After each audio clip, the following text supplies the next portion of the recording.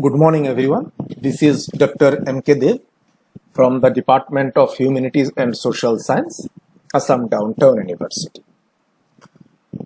Today, I shall discuss conceptual understanding and the characteristics of rural society. The Bureau of Census of the United States defines a rural community on the basis of the size and the density of population at a particular place. In India, on the other hand, the term rural is defined in terms of revenue. The village means the revenue village. It might be one large village or cluster of small villages. According to the Census Commission of India, a village is an entity identified by its name and a definite boundary. We may have observed that Indian villages exhibit a great deal of diversity. Different states in India have different numbers of villages. According to the Census of India 1991, the largest number of villages, that is 1,12,566, were found in undivided Uttar Pradesh, followed by Madhya Pradesh, undivided Bihar, Odisha, Maharashtra, and the smallest villages having smallest populations are in the states of Sikkim, followed by Nagaland. We see that on the one extreme are the affluent villages of Punjab, where many families receive handsome amounts of money regularly from those of their young members who live and work abroad. Some writers have preferred to call these villages grey villages because they have large population of old people whose children are away.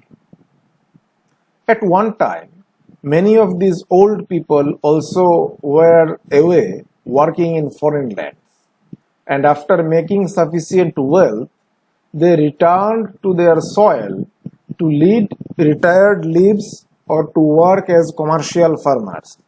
On the other extreme, we have the extremely poor villages of Bihar, Odisha or Chhattisgarh, where for 1 square meal, the parents are sometimes forced to sell their children to liquor vendors or moneylenders. Several villages in arid parts of Rajasthan are now uninhabited because of inhospitable environment. Villages at the outskirts of towns and cities are usually known as fringe villages, which undergo gradual transformation as they lose their identity by and by and eventually become parts of urban world. Take the example of New Delhi, where many residential colonies such as Wazirpur, Patwarganj, Muhammadpur, Chandrawal, etc. are named after the villages that used to exist there earlier, but have now been completely assimilated within the expanding universe of urban life. Some villages have now grown into towns, such as Kohima. All this points to the diversity of Indian villages. In other words, while speaking about the Indian village, one has in mind several types of communities, some multi-caste, some having the members of just one caste. Some are the close to the centers of civilization, the towns and cities, while some are situated in remote backward areas, and some are more developed than others in terms of material possessions and facilities such as electricity, schools, dispensaries, etc. If you move from one region to the other, from one state to the other, you will come across immense diversity in the lifestyles and material conditions of villages. Notwithstanding the huge variations, which are bound to take place in vast country like India. There are certain general features that all rural communities have in common. The term rural is used in contrast with the term urban.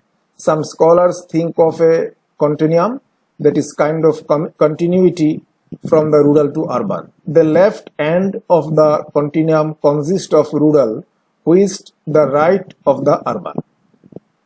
Now let's talk about some characteristics of villages. Villages are principally food producing units and they are agricultural based. They produce not only for their own subsistence but also for the urban societies, which are non-food producing units. An urban society is an agrarian society. A tribal society in theoretical terms has subsistence economy. People produce primarily for their own consumption. Tribal economy does not generate surpluses. A peasant society, in contrast, has to generate surpluses not only for acquiring things that it does not produce, but also for the city. This is how we call an urban society is not an agrarian society. So those who produce on a commercial basis, on a mass scale with the basic objective of multiplying their gains are known as farmers. Whether the producers are peasants or farmers, they supply food to cities. City dwellers, once their economic needs are met with, devote themselves to the development of arts and crafts and other non-agricultural pursuits. The innovations that take place in cities diffuse to villages. Thus, in economic terms, land is the primary means or unit of production in rural societies, which is not the case in urban areas. In industrial urban cities, however, the production and distribution of industrial goods and services becomes the primary resource base. So the occupational structure is highly diversified in cities. Also, there is a greater degree of occupational specialization needed there.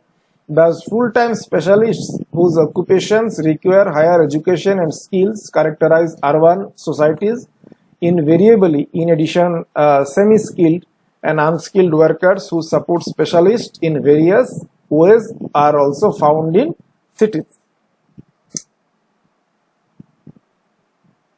Now, along with the economic independence, villages are also politically dependent upon cities. In both economic and political terms, the city enjoys supremacy over the village. Let us now come to the third aspect dealing with the social and cultural factors pertaining to the rural societies. We have learned previously that rural societies are relatively more homogeneous in terms of their social and economic characteristics. Their technological and organizational aspects are also simpler in the sense that they can be learned easily. Also, changes among rural societies occur at a slower pace. The geographical, social and economic areas of interaction of the villagers are restricted. That is why some people call rural societies small-scale societies. The role of tradition in controlling the behavior of people is very strong. Religion also plays a significant role in governing the lives of people, and individuals have limited freedom to choose their occupations or mates.